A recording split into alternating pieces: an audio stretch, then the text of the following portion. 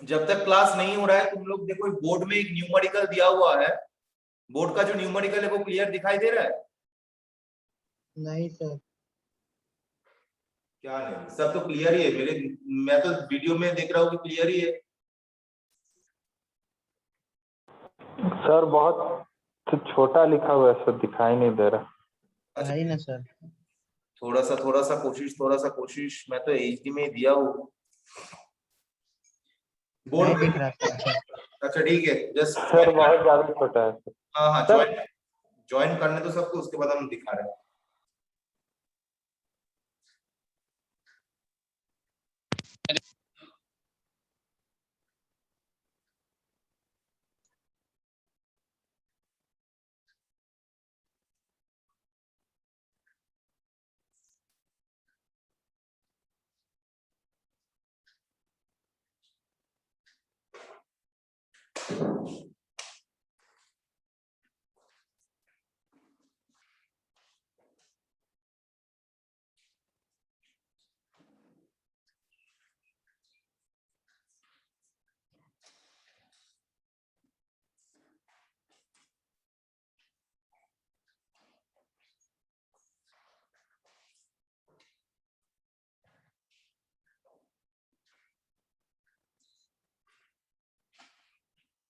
Okay, good morning. सो आज का जो क्लास में हम लोग थोड़ा सा डायनामिक विस्कोसिटी के ऊपर न्यूमेरिकल करेंगे, एंड उसके बाद अगर टाइम बचा रहेगा तो हम लोग नेक्स्ट टॉपिक में जाएंगे, नहीं तो नेक्स्ट वीक हम लोग नेक्स्ट टॉपिक में जाएंगे।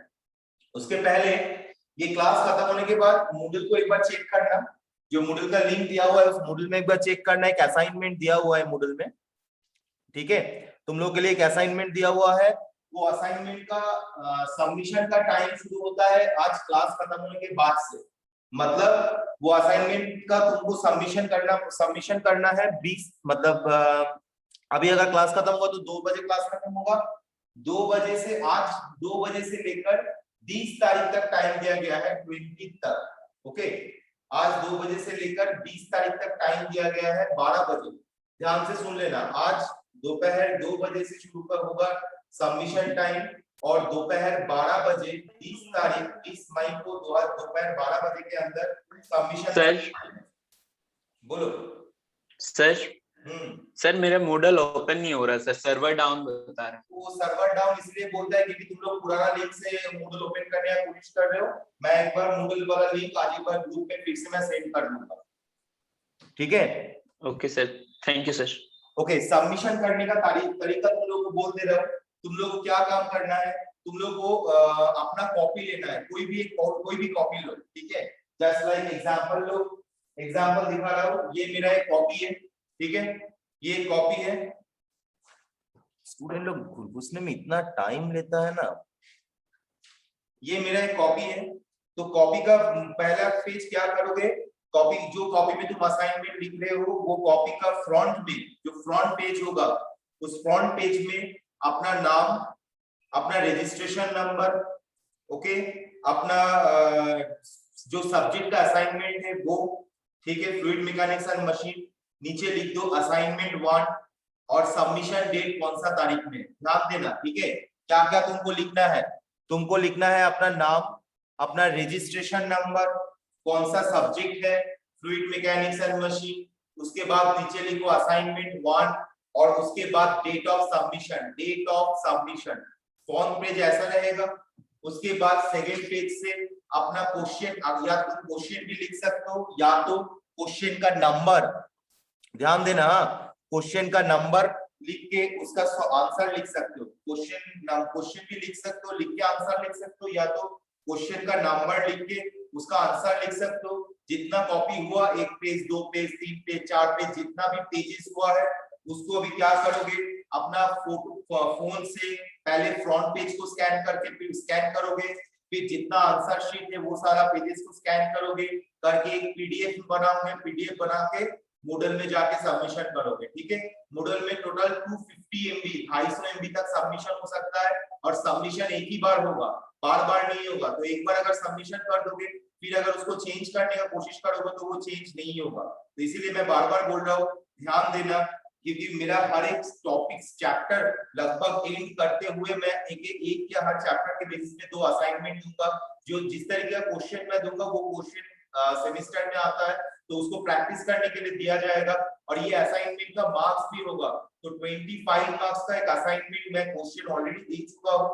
क्लास खत्म होने के बाद वो क्वेश्चन चेक कर लेना और अगर हो सके तो मैं वो क्वेश्चन को गूगल में व्हाट्सएप में भी दे दूंगा ग्रुप में, वो असाइनमेंट वाला पार्ट को। तो तुम लोगों का काम ये होगा, कभी भी जब असाइनमेंट सबमिशन करोगे तो पहले अपना नाम, अपना रजिस्ट्रेशन नंबर, अपना name of subject, assignment number कितना है, जैसा भी फर्स्ट असाइनमेंट दे रहे तो असाइनमेंट नंबर कितना है, 1 है 2 है क्या है वो लिखोगे और डेट ऑफ सबमिशन लिखोगे। सेकंड पेज से क्वेश्चन लिख के आंसर लिख सकते हो या तो फिर क्वेश्चन का नंबर लिख के आंसर करोगे। उसके बाद ये वाला पेज फ्रंट पेज जो होगा नाम वाला वो पेज स्कैन करोगे। उसके बाद बाकी आंसर शीट स्कैन करके पूरा टोटल एक ही पीडीएफ में बनाओगे। पीडीएफ बना के उसको 20 मई 2012 बजे तक 20 मई 12 बजे तक उसको सबमिशन करोगे। Right? Is it clear? Yes sir. And तुम लोगों का जो मार्क्स होगा वो 21 मई तक इसको असाइनमेंट में कितना मार्क्स मिला है वो तुम लोगों को मिल जाएगा 21 मई या 22 में। Okay, I think 20 September is Thursday, so Saturday मतलब 22 मई तक तुम लोग अपना मॉडल में चेक करोगे तुमको कितना असाइनमेंट में मार्क्स मिला है, तुमको सारा ग्रेड तुम लोगों को मिल जाएगा मॉडल के थ्रू से। Okay clear? सर कोई भी कॉपी में लिख सकते हैं ना? हाँ, कोई भी कॉपी में लिख सकते हैं ना? अभी अगर तुम लोग वहां पे A4 पेज अगर मिलता है तो A4 पेज में लिखना बेहतर होगा। अगर A4 पेज नहीं है तो फ्लूइड मैकेनिक्स के लिए एक ही कॉपी इस्तेमाल करो। ठीक है, फ्लूइड मैकेनिक्स के लिए एक ही कॉपी इस्तेमाल करो और उसमें सारा असाइनमेंट लिखते जाओ। फ्लूइड मैकेनिक्स रिलेटेड सारा असाइनमेंट उस कॉपी में लिखो, बेहतर वही होगा। इस तरीके से करोगे तो सुविधा होगा क्या कि सारा आंसर्स तुमको एक टाइम, मान के चलो सेमेस्टर के टाइम क्वेश्चंस तो मॉडल में अवेलेबल ही है बट सारा आंसर्स तुमको एक ही कॉपी में मिल जाएगा। तो मैं बोलूंगा कि असाइनमेंट लिखने के लिए फ्लूइड मैकेनिक्स की एक ही कॉपी यूज करो। जितना चैप्टर होगा मैं हर चैप्टर के बेसिस में एक असाइनमेंट या दो असाइनमेंट दूंगा, वो सारा असाइनमेंट यहाँ पे लिखो और पीडीएफ करके मॉडल में अपलोड करो। तुम्हारे पास कॉपी भी रह गया और असाइनमेंट का जो स्कैन कॉपी वो मेरा मॉडल में भी चल जाएगा। ठीक है, तो कोशिश करो एक कॉपी यूज करने के लिए, बेहतर वही। हाँ सर, एक कॉपी ठीक रहेगा। हाँ सर, बोल रहे हैं जो आप जिस टॉपिक पे असाइनमेंट दीजिएगा वो तो ग्रुप में भेज दीजिएगा। हाँ, मैं ग्रुप में भी भेज दूंगा प्लस मॉडल में भी है। तुमको सबमिशन तो मॉडल में करना ही है, तो मॉडल में भी ऑलरेडी मैं दे दिया हूँ, प्लस मैं ग्रुप में भी दे दूंगा। ठीक है, okay sir. so let's start the class. So question is that the dynamic viscosity of an oil used for lubrication between a shaft and sleeve. यहाँ पे मेरा shaft है, यहाँ पे ड्राइंग दिया हुआ है, यहाँ पे इस तरीके का दोनों स्लीव बचा हुआ है। ठीक है, ये मेरा दोनों स्लीव है और इसके बीच ये जो मेरा मार्कर मैंने घुसाया इस तरीके का कुछ रखा हुआ है। ठीक है, ये दोनों मेरा स्लीव है, red and blue. This two are my sleeve and this is my shaft. Okay, this is my shaft. ठीक है, तो एक शाफ्ट एंड दो स्लीव के बीच एक लुब्रिकेशन के लिए ऑयल दिया गया है। ऑयल कहाँ पे है? यहाँ पे ध्यान देना, देखो इस स्लीव, दोनों स्लीव के अंदर और शाफ्ट के बीच सर्टेन अमाउंट ऑफ लुब्रिकेशन के लिए ऑयल दिया गया है जिसका डायनामिक विस्कोसिटी कितना है? 6 poise। ठीक है, म्यू ऑफ ऑयल कितना है? 6 poise। ये तुमको बोल दिया गया है। The shaft is of diameter 0.4 metre. तो ये जो शाफ्ट है, ये शाफ्ट का जो डायमीटर है, ये जो डायमीटर है that is my 0.4 meter. So d of shaft equals to 0.4 meter. देखो मैं क्वेश्चन पढ़ रहा हूँ और क्वेश्चन में जो डेटा दिया गया है वो डेटा को मैं क्या कर रहा हूँ? अलग कर ले रहा हूँ। ठीक है, पहले क्वेश्चन इस तरीके से कोई भी न्यूमेरिकल का सॉल्यूशन करने की कोशिश करना, right? So the shaft of diameter is 0.4 meter and rotate at 190 rpm. तो ये जो मेरा shaft रोटेट कर रहा है, ये जो दोनों स्लीव के बीच में जो शाफ्ट मेरा रोटेट कर रहा है, भले वो क्लॉकवाइज रोटेट कर रहा है या एंटी क्लॉकवाइज रोटेट कर रहा है, तो जो रोटेशन स्पीड है that is 190 rpm equals to 190 RPM. अब आंसर तुमको पूछा गया है, जो चीज डिटरमाइन करने बोला गया है वो है calculate the power loss in the bearing. बोला गया है calculate the power loss in the bearing for sleeve length of 90 mm। तो यहाँ पे दोनों स्लीव के बीच जब शैफ्ट रोटेट कर रहा है तो भले वहां पे लुब्रिकेशन है, अच्छे तरीके से लुब्रिकेशन हो रहा है, लेकिन ये लुब्रिकेशन के वजह से क्या प्रॉब्लम, लुब्रिकेशन रहने के बावजूद भी सर्टेन अमाउंट ऑफ क्या होता है, पावर लॉस होता है। तो यहाँ पे पूछा जा रहा है कि ये जो मेरा पावर लॉस हो रहा है, ये पावर लॉस का वैल्यू कितना है। तो पावर लॉस का वैल्यू कितना है ये तुमको पूछा जा रहा है, राइट। कितना स्लीव लेंथ है, sleeve length equals to L, L equals to what, L equals to 90 mm ये बोल दिया गया है। और जो thickness of oil film is 1.5 mm। So thickness equals to what, thickness equals to dy, thickness equals to dy equals to 1.5 mm तुमको बोल दिया गया है। तो तुम्हारे सामने ये क्वेश्चन है, ध्यान देना, तुम्हारे सामने ये क्वेश्चन है और ये क्वेश्चन आ सकता है, ये क्वेश्चन सेमेस्टर में आ सकता है, तो तुमको ये क्वेश्चन ध्यान से समझना पड़ेगा। तो क्वेश्चन ये है कि एक शैफ्ट है जो दो स्लीव के बीच रोटेट कर रहा है और स्लीव और शैफ्ट के बीच एक ऑयल का लुब्रिकेशन के लिए एक ऑयल फिल्म दिया गया है जिसका थिकनेस है 1.5 mm। और जो शैफ्ट मेरा जो स्पीड में रोटेट कर रहा है दोनों स्लीव के बीच वो है 190 आरपीएम में रोटेट कर रहा है। ये जो शैफ्ट है इसका जो डायमीटर है, ये डायमीटर 0.4 मीटर दिया गया है। और ये जो ऑयल है, जो ऑयल लुब्रिकेशन के लिए दिया गया है, उसका डायनामिक विस्कोसिटी 6 पॉइंट्स बोल दिया गया है। तब अब इसके ऊपर हम लोगों को न्यूमेरिकल को करना होगा। और हम लोग को क्या पूछा गया है, पूछा गया है कि कैलकुलेट द पावर लॉस। जो शैफ्ट तो घूम रहा है, लुब्रिकेशन हो रहा है, लेकिन जो शैफ्ट एक्चुअल जो स्पीड में घूमना चाहिए but certain amount of friction generate होने की वजह से कितना अमाउंट ऑफ पावर लॉस हो रहा है, वो यहाँ पे इस क्वेश्चन में पूछा गया है। तो मैं पहले देखूंगा कि ये जो मेरा डेटा दिया हुआ है, इस डेटा में सब एक ही यूनिट में है कि नहीं, ठीक है, सब एक ही यूनिट में है कि नहीं। तो मैं पहले देख रहा हूँ 6 पॉइंट्स। तो पॉइंट्स को तो हम लोग डायरेक्ट न्यूमेरिकल में पुट नहीं करेंगे, तो पॉइंट्स को हम लोग को Newton second per metre square में पुट करना पड़ेगा। तो 1 पॉइंट इक्वल टू कितना होता है, 1/10 Newton second per metre square. तो मैं क्या कर रहा हूँ, 6 × 1/10 equals to 0.6 Newton second per metre square. तो पहला मेरा डायनामिक विस्कोसिटी ऑफ ऑयल को मैंने Newton SI system Newton second per metre square पे लेके आ गया। अब मेरे डायमीटर ऑफ शैफ्ट देखो 0.4 मीटर है, तो इसमें मुझे कोई चेंजेस करने का जरूरत नहीं।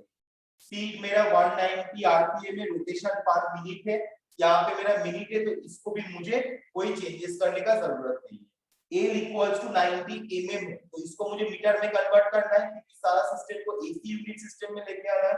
तो 90 mm को अगर मैं मीटर में कन्वर्ट करूंगा तो मेरा जो वैल्यू आएगा दैट इज 90 × 10⁻³ मीटर, ठीक है, क्योंकि 1 mm इक्वल्स टू 10⁻³ मतलब 1/1000 मीटर होता है।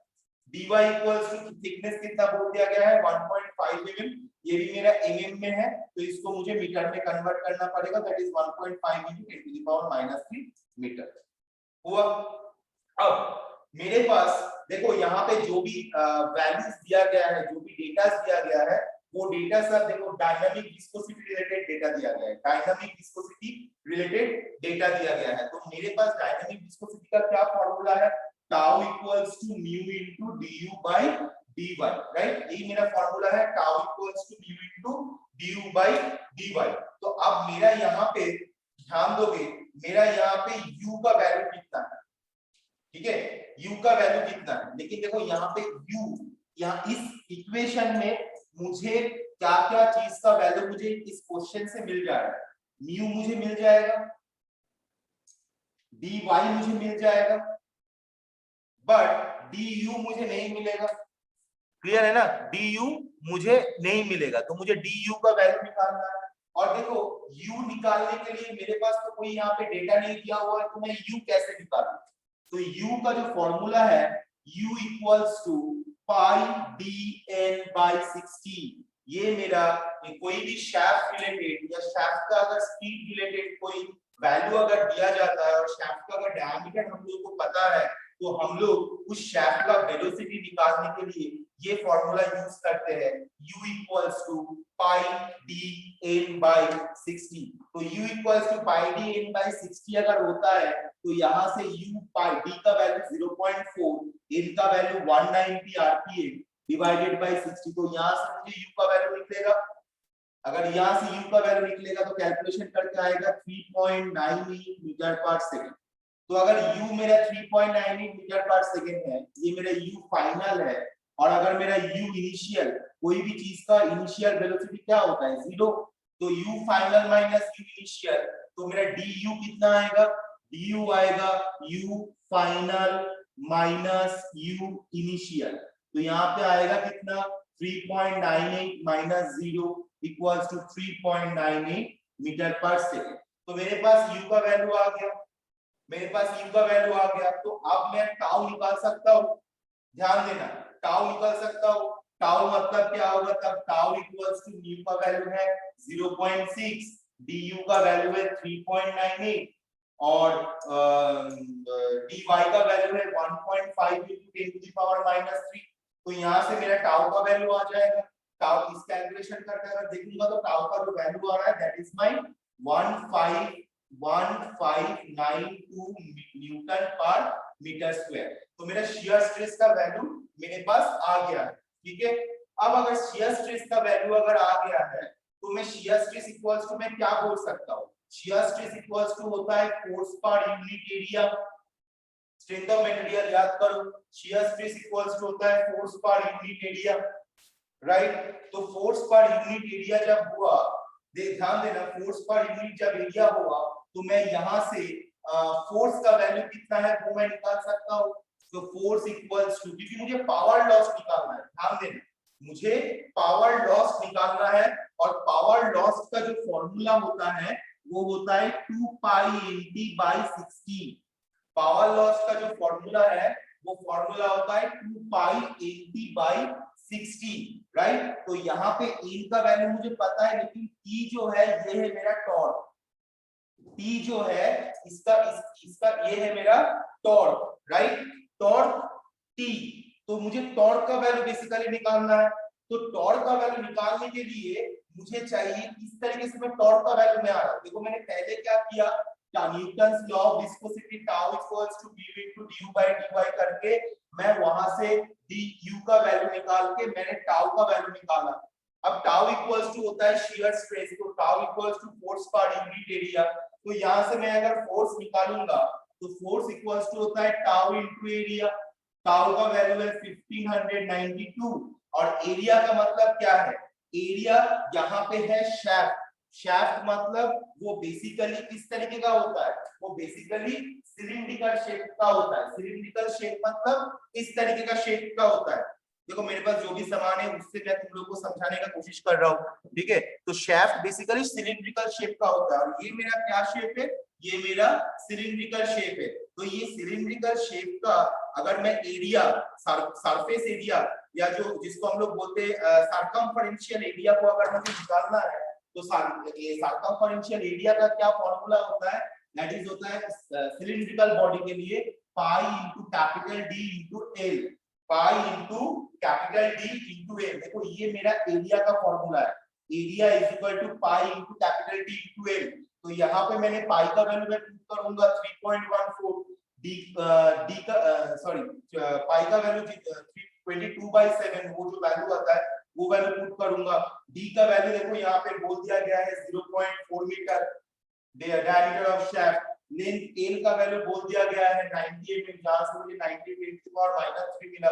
तो मैंने यहाँ पे वैल्यू पुट किया 1592 × 3.14 into d of 0.4 into length, l का वैल्यू कितना आया 90 into 10⁻³ तो यहाँ से अगर मैं कैलकुलेशन करूंगा तो मेरा जो फोर्स का वैल्यू आएगा that is 180.05 Newton.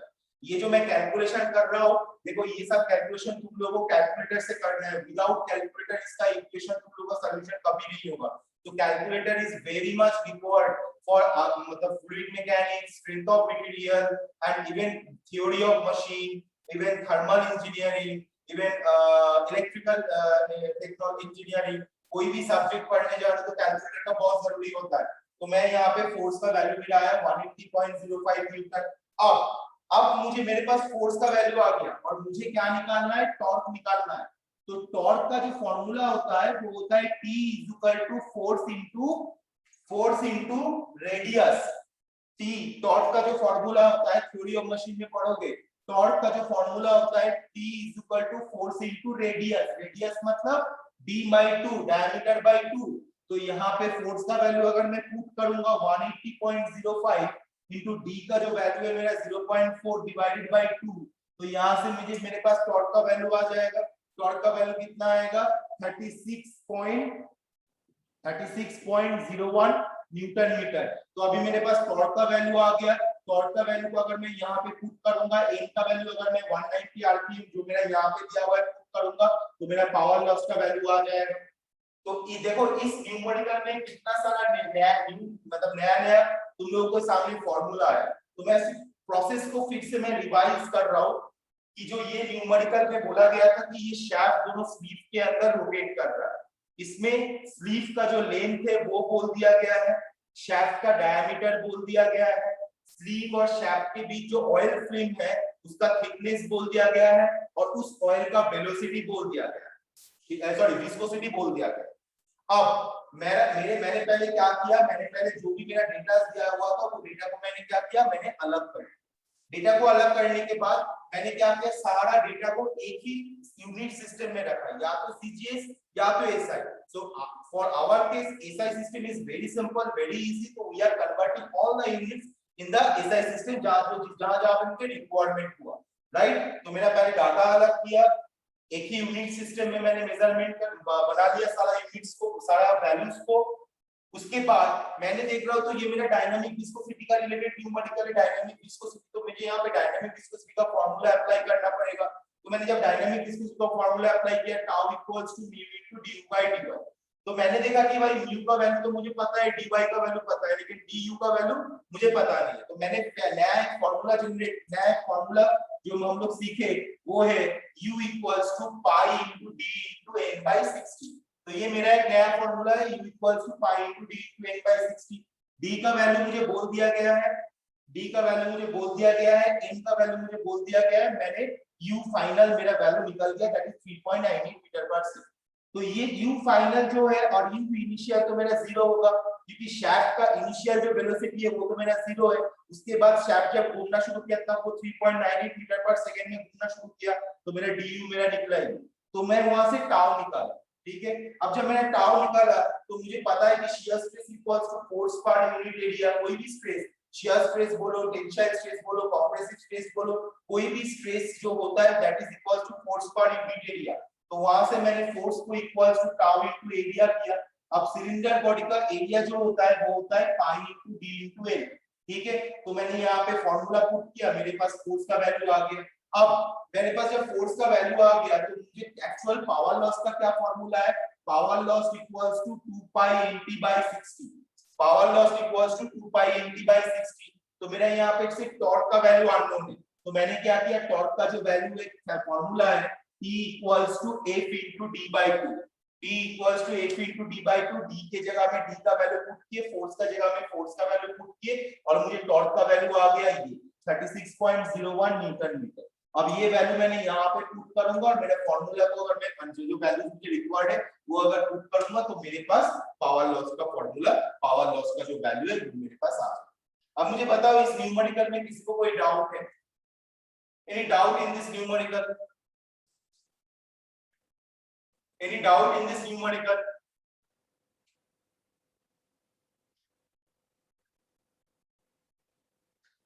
Do you have any doubt in this numerical?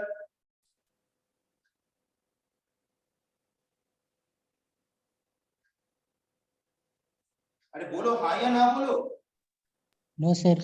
Sir side में जो वैल्यू सब लिखा हुआ वो न्यूमेरिकल में पहले से दिया हुआ रहेगा। ये जो साइड, ये जो वैल्यूज है ना, ये जो वैल्यूज है ना, ये वैल्यूज तो क्वेश्चन में दिया हुआ है। ये जो वैल्यूज है ये वैल्यूज तो क्वेश्चन में दिया हुआ रहेगा। तुम्हारा काम Okay, होगा sir. पहले क्वेश्चन पढ़ के जितना वैल्यूज दिया हुआ है क्वेश्चन में वो सारा चीज सब सेपरेट करके पहले लिखें। हाँ ओके सर, मतलब जितना वैल्यू दिया हुआ रहेगा सारा पहले सेपरेट करके लिखना होगा। ये सेपरेट कर लो और उसके बाद उसको सारा एक ही यूनिट सिस्टम में कर लो। जैसे यहाँ पे कोई पॉइंट में दिया हुआ है, कोई एमएम में दिया हुआ है, तो मैंने सबको एसआई सिस्टम में कन्वर्ट कर लिया। Newton second per metre square, 90 × 10⁻³ metre, 1.5 × 10⁻³ metre, सारे को एक ही यूनिट सिस्टम में कन्वर्ट किया, उसके बाद numerical. Okay, thank you sir. Okay, any doubt? और किसी को कोई डाउट है? Any doubt?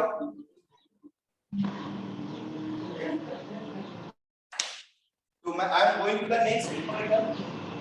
और ये सब न्यूमेरिकल को अच्छे से समझ के रखो, क्योंकि असाइनमेंट में इसी तरीके का कुछ न्यूमेरिकल दिया हुआ है फॉर योर प्रैक्टिस। असाइनमेंट में इसी तरीके का कुछ न्यूमेरिकल दिया हुआ है फॉर योर प्रैक्टिस। ओके, अच्छा मुझे कोई पार्टिसिपेंट लिस्ट का स्क्रीनशॉट खींच के थोड़ा भेज दो ना।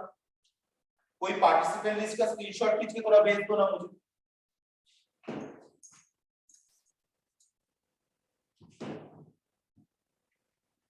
भेज दिए sir. Okay,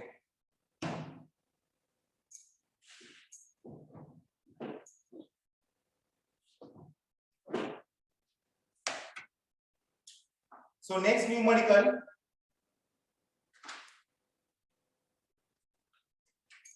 if the velocity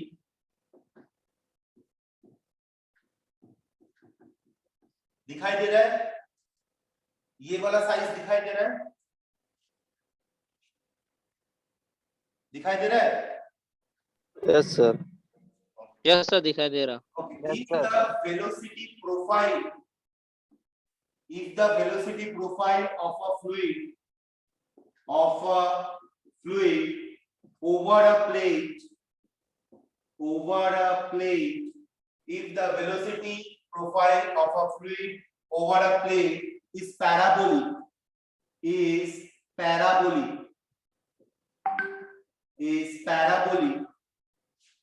with the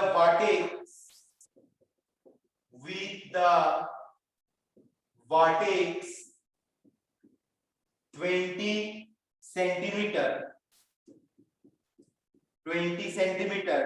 from the plate,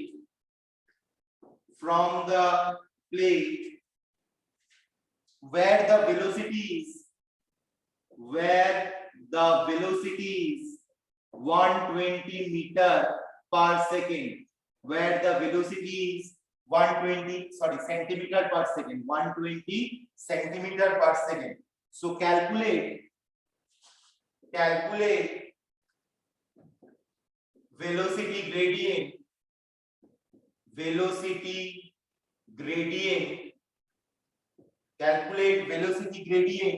and shear stress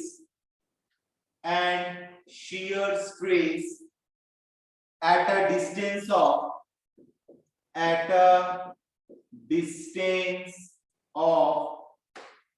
0, 10 and 20 centimeter, 0, 10 and 20 centimeter from the plate. Viscosity of fluid equals to 8.5 poise. तो ये तुम्हारे सामने न्यूमेरिकल है, ध्यान देना, ये तुम लोग के सामने न्यूमेरिकल है। क्वेश्चन बोला गया है if the velocity profile of a fluid over a plate, मतलब एक प्लेट है उसके ऊपर से फ्लूइड जा रहा है, ठीक है। तो जब फ्लूइड है या फ्लूइड जा रहा है तो वो फ्लूइड का जो वेलोसिटी प्रोफाइल इज पैराबोलिक। कौन सा शेप में है? पैराबोलिक शेप में, विद द वर्टेक्स 20 सेंटीमीटर, मतलब जो मैक्सिमम हाइट है उस वेलोसिटी प्रोफाइल का, उसका हाइट बोल दे रहा है 20 सेंटीमीटर। कहां से? From the plate. देखो तोड़ के न्यूमेरिकल पढ़ोगे तो तुमको भी समझ में आएगा और सॉल्यूशन करने में भी इजी होगा। ध्यान देना फिर से, if the velocity profile of a fluid over a plate is parabolic, मतलब जो वेलोसिटी प्रोफाइल है प्लेट के ऊपर से फ्लूइड का, उसका जो शेप है वो पैराबोलिक शेप है, और जो प्लेट से उसका हाईएस्ट प्रोफाइल तक, मतलब वर्टेक्स तक जो हाइट है उसका हाइट है 20 सेंटीमीटर, कहां से? From the plate, where the velocity is 120 centimetre per second. ये किसका वेलोसिटी है? ये वेलोसिटी है फ्लूइड का वेलोसिटी, प्लेट के ऊपर फ्लूइड का velocity. Calculate velocity gradient, velocity gradient निकालने बोला गया है, मतलब du by dy and shear stress, tau भी निकालने बोला गया है, टाउ भी निकालने बोला गया है, du by dy भी निकालने बोला गया है at a distance of 0, 10 and 20 centimetre. मतलब बेस पॉइंट से 0 सेंटीमीटर में, 10 सेंटीमीटर में, 20 सेंटीमीटर में क्या उसका वेलोसिटी ग्रेडियंट होगा, क्या उसका शियर स्ट्रेस होगा, ये हम लोगों को बोलना पूछा गया है। जहां पे फ्लूइड का जो डायनामिक विस्कोसिटी है वो है 8.5। अब मैं ये न्यूमेरिकल कैसे करूं?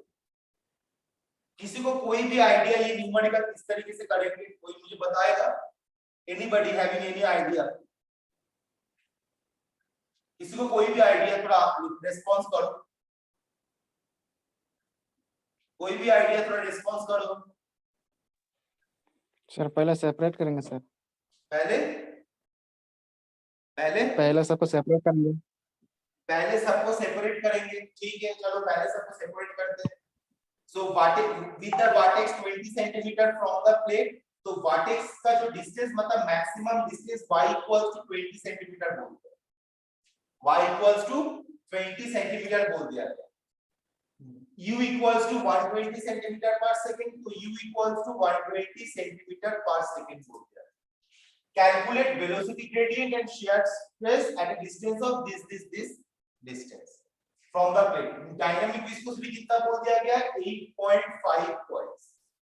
ये तुम्हारे सामने। अब मैं क्या करूं? तुमको टाउ भी निकालना है, du by dy भी निकालना है। कौन सा पॉइंट पे निकालना है? 0 पॉइंट में निकालना है, 10 पॉइंट में निकालना है, 20 पॉइंट में। तो इस तरीके का जब न्यूमेरिकल आ जाएगा तो थोड़ा सा ध्यान देना, हम लोगों को अगर क्वेश्चन में देखना पड़ेगा कि ये जो मेरा वेलोसिटी प्रोफाइल वर्ड है, ये जो मेरा वेलोसिटी प्रोफाइल वर्ड है, ये वेलोसिटी प्रोफाइल वर्ड कौन सा शेप का बोला गया है? कौन सा शेप का बोला गया है? ये बोला गया है पैराबोलिक शेप। तो जब पैराबोलिक शेप का होता है, जब मेरा पैराबोलिक शेप का होता है, तब फॉर्मूला क्या होता है? तब फॉर्मूला होता है u equals to ay square plus by plus c। और हम लोगों का जो वेलोसिटी प्रोफाइल है, डायनामिक विस्कोसिटी को समझाने के टाइम पे जो तुम लोगों को बताया गया था, जो मेरा वेलोसिटी प्रोफाइल है, वो वेलोसिटी प्रोफाइल कैसा देखने में होता है? वो वेलोसिटी प्रोफाइल हमेशा पैराबोलिक शेप में देखने में होता है। तो ये मेरा वेलोसिटी प्रोफाइल है जो मेरा पैराबोलिक शेप में, ठीक है। वर्टेक्स से इसका हाइट कितना बोला गया है? 20 सेंटीमीटर। वर्टेक्स से इसका हाइट 20 सेंटीमीटर और कितना स्पीड में वो फ्लो कर रहा है? That is 120 centimetre per second. तो पैराबोलिक, अगर हम लोग का न्यूमेरिकल में इसका कोई भी अगर इक्वेशन दिया हुआ रहता है, u इक्वल्स टू, मतलब कभी-कभी हम लोग एक न्यूमेरिकल ऐसे भी लेते हैं ना, u equal 2/3y minus y square. इस तरीके का न्यूमेरिकल जब जिस दिन हम डायनामिक विस्कोसिटी समझाए थे, उस दिन इस तरीके का न्यूमेरिकल मैंने किया। तो जिस न्यूमेरिकल में ऐसा इक्वेशन बोल दिया जाएगा, तो हम लोग और कोई इस तरीके का इक्वेशन को नहीं लेंगे, हम लोग यही इक्वेशन से काम चलाएंगे, ठीक है। लेकिन जिस न्यूमेरिकल में हम लोगों को कोई इक्वेशन नहीं बोल दिया जाए, इस तरीके का कोई भी इक्वेशन नहीं बोल दिया जाए, तो उस टाइम हम लोग क्या करेंगे? उस टाइम हम लोग ये इक्वेशन को मेंटेन करें, u equals to ay square plus by plus c। ये इक्वेशन को हम लोग इस्तेमाल करें। अब जब मेरे जो ये इक्वेशन को इस्तेमाल करना है, तो मैं अभी क्या करूंगा, थोड़ा सा देखते हैं मैं किस तरीके से मैं करूंगा। तो मेरे पास जो मेन इक्वेशन है that is u equals to ay square plus by plus c, ठीक है। अच्छा, क्लास अगर इनकेस कभी खत्म हो जाता है तो फिर से तुरंत ज्वाइन कर ले। तो मेरे पास जो है वो है u equals to ay square plus by plus c।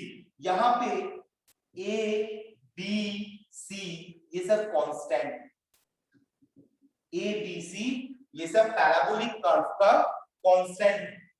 तो अब जब मेरा अब देखो क्या क्या पॉइंट बोला गया है, ये मेरे पास इक्वेशन है, ये मेरा इक्वेशन है। अब मेरे पास क्या क्या पॉइंट बोला गया, जब मेरा 0 पॉइंट है, 0 पॉइंट पे निकालने बोला गया है tau and du by dt। तो जब मेरा ये 0 है तब ये क्या 0 है, ये जो 0 10 20 ये क्या है, इसका मतलब एक बार ये 0 पॉइंट में, एक बार ये 10 पॉइंट में, और एक बार मेरा 20 पॉइंट में। तो बेसिकली अगर हम लोग देखेंगे तो ये एक बार मेरा y इक्वल्स टू 0 में डिफाइन करने बोला गया है, एक बार मुझे y इक्वल्स टू 10 में डिफाइन करने बोला गया है, और एक बार मुझे y इक्वल्स टू 20 में डिफाइन करने बोला है। तो y इज इक्वल टू अगर जब 0 होगा तब u का वैल्यू कितना होगा, when y equals to 0 that time u का वैल्यू, यहां पे अगर मैं 0 पुट करूंगा तो ये मेरा 0, ये मेरा 0, यहाँ पे अगर 0 पुट करूंगा तो ये भी मेरा 0, तो सिर्फ बचा रह जाएगा c, राइट, बचा रह जाएगा c, ठीक है, u इक्वल्स टू कांस्टेंट, ठीक है। Second y equals to when 10, y equals to when 10, y equals to जब 10 सेंटीमीटर होगा तो उसके लिए u का इक्वेशन क्या होगा, y का वैल्यू अगर 10 होगा तो 10 स्क्वायर, तो मतलब 100a plus 10b plus c। तो ये मेरा इक्वेशन नंबर 1, ये मेरा इक्वेशन नंबर 2। अब जब बोला गया है y इक्वल्स टू 20 तब मेरा u का वैल्यू कितना होगा, u का वैल्यू है 20 मतलब 400a plus 20b plus c। ये मेरा इक्वेशन 3 है, ठीक है। तो मैं अगर इस तरीके से डायरेक्ट y का वैल्यू पुट करूंगा तो मुझे बेसिकली क्या चाहिए, du by dy का वैल्यू चाहिए, थोड़ा ध्यान देना ये वाला जगह में, du by dy का वैल्यू चाहिए। देखो यहाँ पे मेरा इक्वेशन इस तरीके का आ गया, यहाँ पे मेरा इक्वेशन इस तरीके का आ गया। अब मैं कैसे इक्वेशन को कन्वर्ट कर रहा हूं वो मुझे ध्यान देना, ठीक है। पहला बात है कि ये जो c का वैल्यू मुझे हर एक कांस्टेंट का वैल्यू मुझे निकालना होगा, a का वैल्यू निकालना होगा, b का वैल्यू निकालना होगा, c का वैल्यू निकालना होगा। तो मैं इस प्रोसेस में आगे जाके देख रहा हूं कि मैं कहीं से भी a b c का वैल्यू निकाल नहीं पा रहा, तो मुझे क्या करना है, इसके लिए हम लोग क्या करेंगे थोड़ा सा देखते हैं। अगर ये इक्वेशन को u equals to ay square plus by plus c को अगर मैं डिफरेंशिएट करता हूं, क्योंकि मुझे किसका वैल्यू चाहिए, मुझे तो du by dy का वैल्यू चाहिए ना, मुझे तो सिर्फ u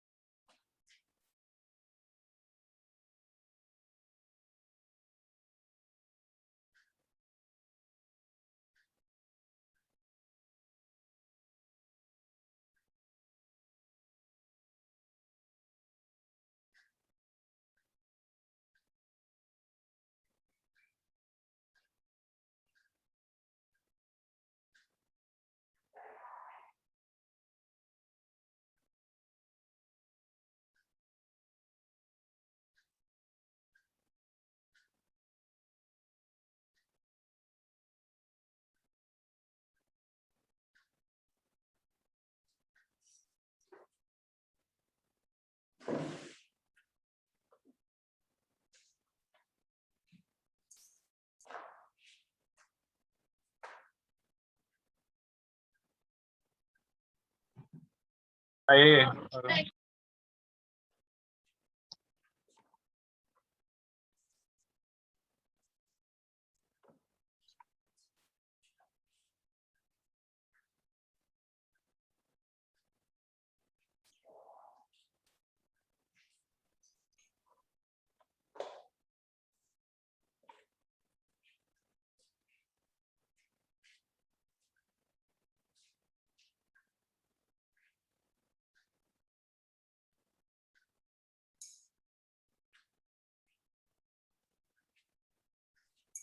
ओके, दिखाई दे रहा है? क्लियर, स्क्रीन क्लियर दिखाई दे रहा है? स्क्रीन दिखाई दे रहा है?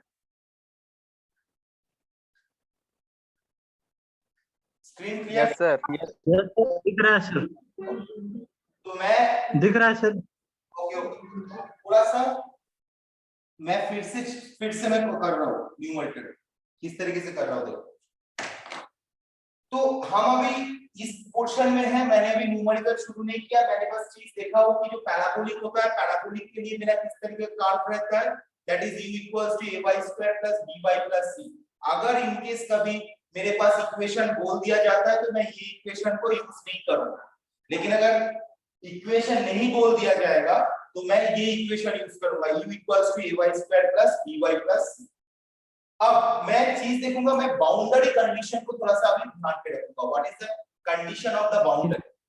बाउंड्री कंडीशन मतलब क्या है कि ध्यान देना, जब मेरा y इक्वल्स टू 0 है, ये मेरा क्या है, ये मेरा है y, ये मेरा y सेट कर रहा है, ठीक, ये मेरा y सेट कर रहा है, और ये यहाँ पे जो है, ये जो इक्वेशन, एक सेकेंड, ओके, ये जो मेरा है, ये मेरा y सेट कर रहा है dy, और ये जो मेरा है, ये मेरा du, ये x एक्सिस को du और y एक्सिस को dy पे सेट किया जा रहा है।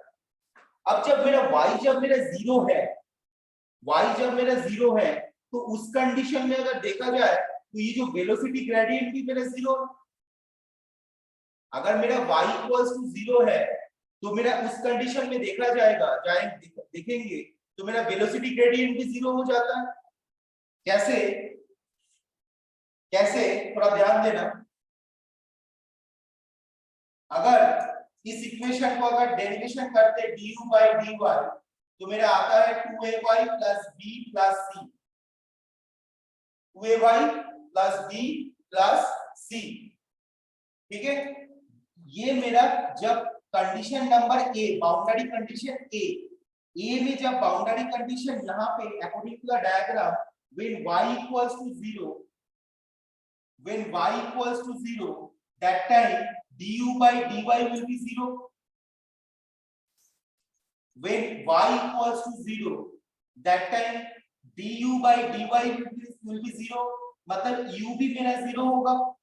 यहाँ पे इस पॉइंट पे कोई फ्लूइड का कोई वेलोसिटी नहीं है, ध्यान देना, इस पॉइंट पे फ्लूइड का कोई वेलोसिटी नहीं है।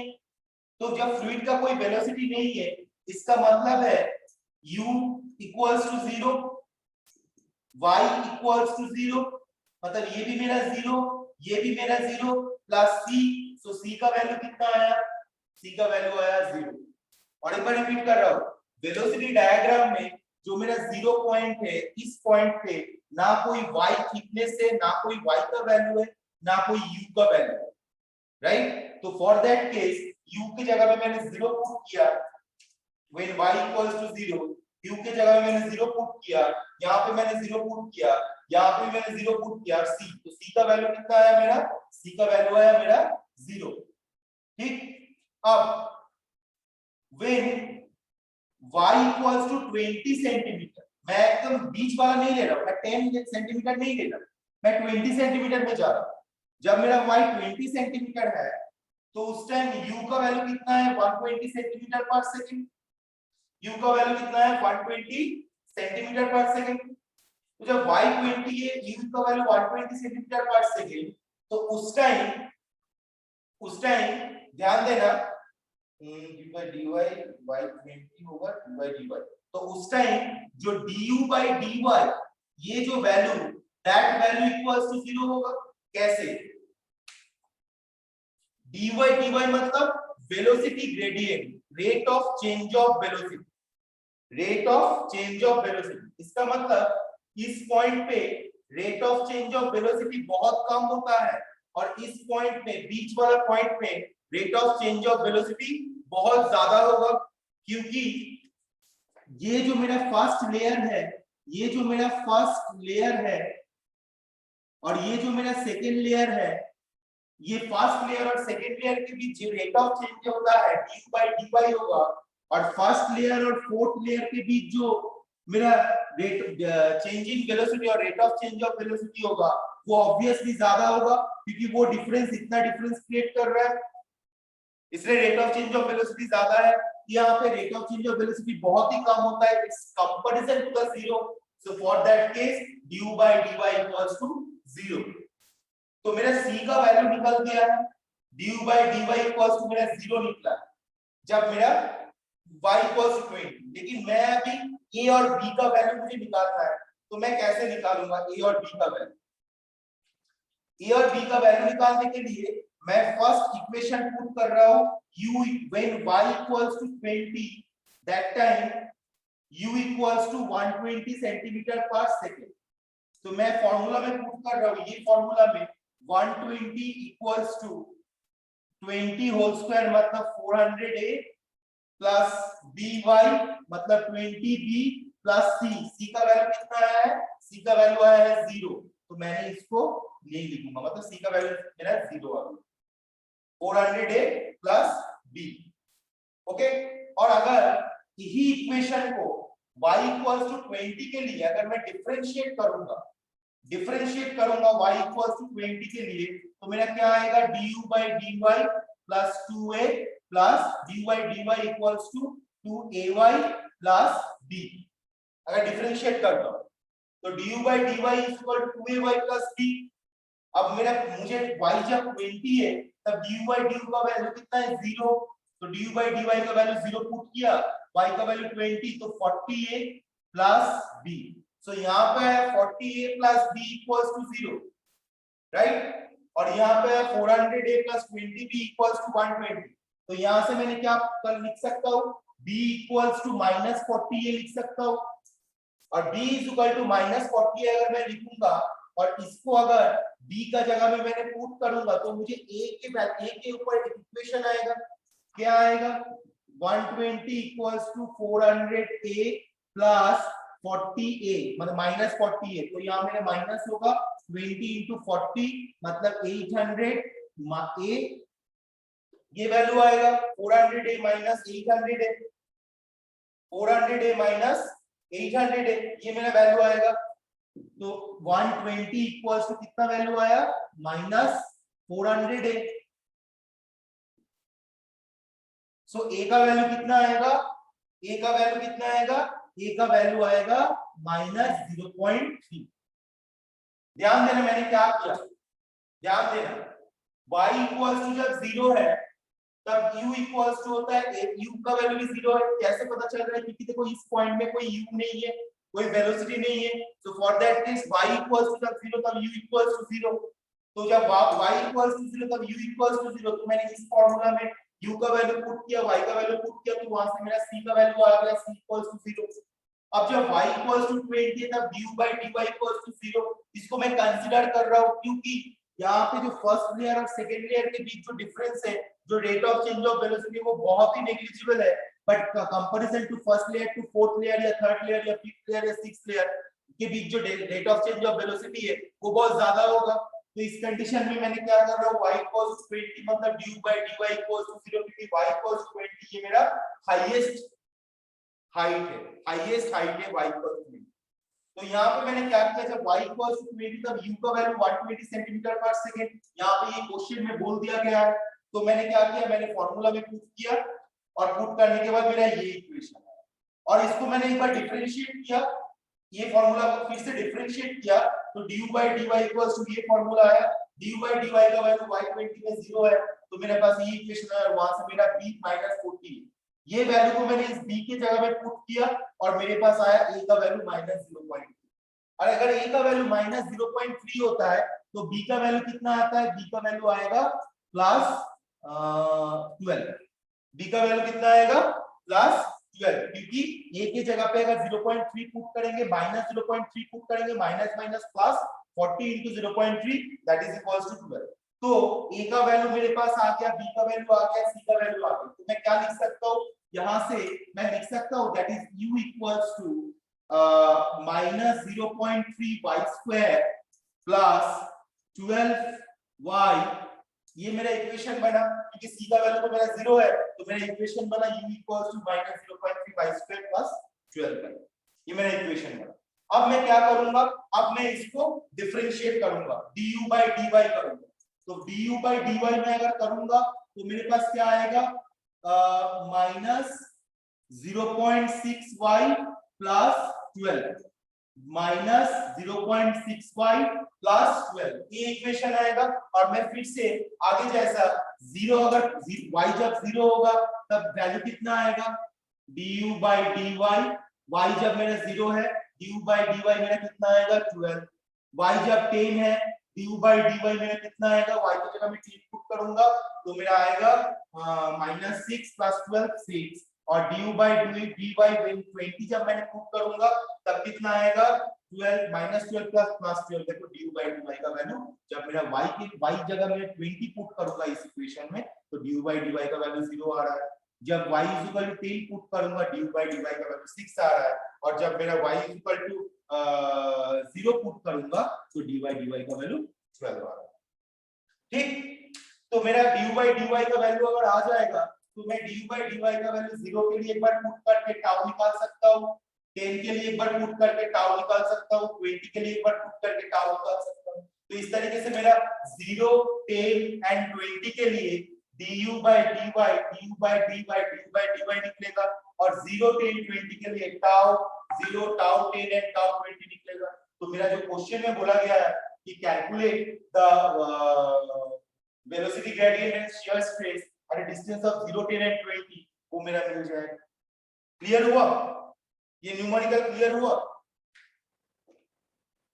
क्लियर हुआ ये सर बोलो सर बोलो बोलो। जो u का जो वैल्यू बैठा है वो इनिशियल और फाइनल का वैल्यू बैठा के निकाले सर।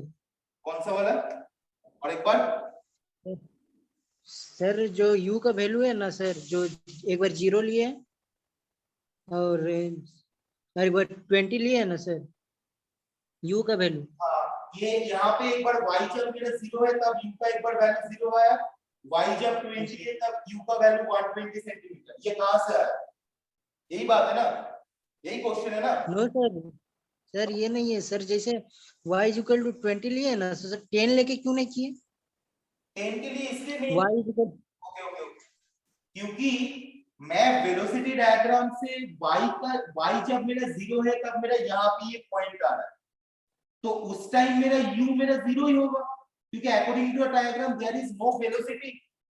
तो इसीलिए मैंने y 0, इस टाइम मेरा u मेरा 0 होगा। और y जब 20 होगा तब क्वेश्चन में भी बोल दिया गया है कि with the vertex 20 cm from the plane where the u equals to 120 cm per second, मतलब y जब मेरा 20 है तब u equals to 120 cm per second। तो इसीलिए क्वेश्चन में मेरा y 20 के लिए बोल दिया गया है, और according to the diagram y 0 के लिए u 0 मेरा हो रहा है। लेकिन जब y 10 ये मेरा पॉइंट है, इस पॉइंट के लिए मेरे पास u जो है वो अनडिफाइंड है, तो इसीलिए मैंने y 10 के लिए u मैंने नहीं लिखा, डायरेक्ट y 0 एंड y 20 के लिए मैंने आंसर बना दिया। क्लियर हुआ? Yes sir. Okay. Now next, anyone having any doubt? Any students having any doubt? So that I will conclude the class. देखो ये न्यूमेरिकल बहुत ही मतलब अच्छा न्यूमेरिकल है। इस तरीके का न्यूमेरिकल में 5 से 7 मार्क्स का न्यूमेरिकल आ सकता है, तो इस तरीके का न्यूमेरिकल थोड़ा प्रैक्टिस करना जरूरी है। मैंने प्रॉपर्टीज ऑफ फ्लूइड का एक मैंने क्या बोलते हैं, पहले तो मैं ई बुक तो ऑलरेडी दे चुका हूँ बंसल का, तो वो ई बुक का जो फर्स्ट चैप्टर है उस चैप्टर में इस तरीके का न्यूमेरिकल दिया हुआ है, so be practice on that. And जो असाइनमेंट दिया हुआ है वो अभी 2 बजने जा रहा है, वो असाइनमेंट लिंक अभी एक्टिव हो जाएगा, ठीक है। तो मूडल में जाके वो असाइनमेंट लिंक को चेक करो, असाइनमेंट को चेक करो। मैं क्लास में ग्रुप में भी दे दे रहा हूँ असाइनमेंट को, तो वो असाइनमेंट को चेक करो और तुमको क्या क्या क्वेश्चन है और वो जो ई बुक को मैं दिया था वो ई बुक से प्रैक्टिस करो और वो असाइनमेंट को कंप्लीट करो। ओके, सो मैं क्लास कंक्लूड कर रहा हूँ, मैं क्लास कंक्लूड कर रहा हूँ। Anybody having any doubt? Anybody having any doubt? Assignment आज दीजिएगा सर, असाइनमेंट मैंने दे दिया मूडल में, 2 बजे। Okay sir, okay. ठीक है, 20 मई तक लास्ट डेट है असाइनमेंट सबमिशन करना। आज दोपहर 2 बजे से लेकर 20 मई दोपहर 12 बजे तक असाइनमेंट सबमिशन का last date. Sir Moodle website को ओपन कर रहे हैं सर, तो ओपन नहीं हो रहा है सर Moodle वेबसाइट। तो मैं Moodle का लिंक सेंड कर दे रहा हूँ फिर से, लेकिन ऐप से ओपन मत करो, ब्राउजर से ओपन करो। मैं बार बार बोल रहा हूँ, ऐप से ओपन मत करो, ब्राउजर से ओपन करो, गूगल क्रोम ब्राउजर से। मैं लिंक व्हाट्सएप ग्रुप में सेंड कर दूँ। ओके, ठीक है।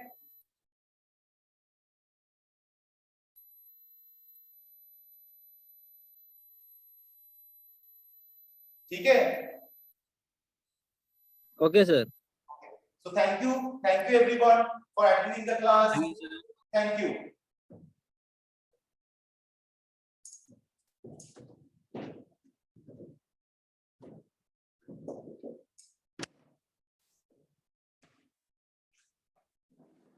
Monday we will again join the class.